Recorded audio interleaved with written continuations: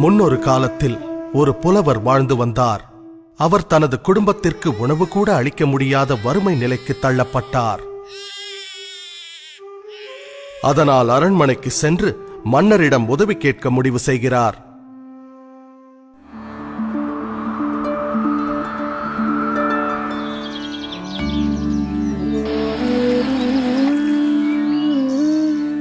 மன்னரை கண்டதும் புலவர் தனது பாடல்களை பாட ஆரம்பிக்கின்றார். ஆஹா, அருமை அருமை! பாடல்களை கேட்டு மனம் மகிழ்ந்த மன்னர் என்ன பரிசு வேண்டும் என கேட்கிறார்.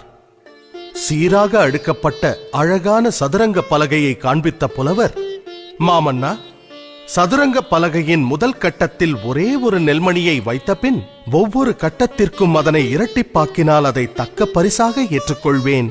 நிச்சயமாகவா? தங்கம் வேண்டாமா? நெல்மணிகள் போதுமா? ஆம் மன்னா என்றார் புலவர். அப்படியே ஆகட்டும். மன்னர் உத்தரவிட அவையினர் நெல்மணிகளை வைத்தனர். முதல் கட்டத்தில் 1, இரண்டாம் கட்டத்தில் 2, மூன்றாம் கட்டத்தில் 4, நான்காம் கட்டத்தில் 8 என நெல்மணிகளை அடுக்கினர். 10ஆம் கட்டத்திற்கு வந்தபோது நெல்மணிகளின் எண்ணிக்கை 512 ஆனது.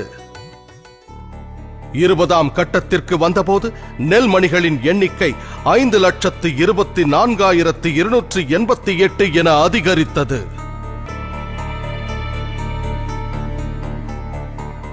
பாதி தூரம், அதாவது 32வது கட்டத்தை அடைந்த போது நெல்மணிகளின் எண்ணிக்கை 214,74,83,648 பெருகியது. விரைவில் நெல்மணிகளின் எண்ணிக்கை கோடான கோடிகளை தாண்டியது. இதன் காரணமாக மன்னன் தன் ராஜ்யம் முழுவதையும் அந்த புத்திசாலி புலவரிடம் ஒப்படைக்கும் நிலை ஏற்பட்டது. இவை அனைத்திற்கும் துவக்கம் ஒரே ஒரு நெல்மணி. கதையின் நீதி: கூட்டு பலனின் பெருக்கும் சக்தியை எப்போதும் குறைவாக எடை போட வேண்டாம். ஒவ்வொரு மாதமும் ஒரு சிறு தொகையை நீங்கள் தவறாமல் முதலீடு செய்து வந்தால் உங்கள் ஓய்வு காலத்தின் போது அந்த தொகை பன்மடங்காக பெருகி நிச்சயம் பலன் தரும்.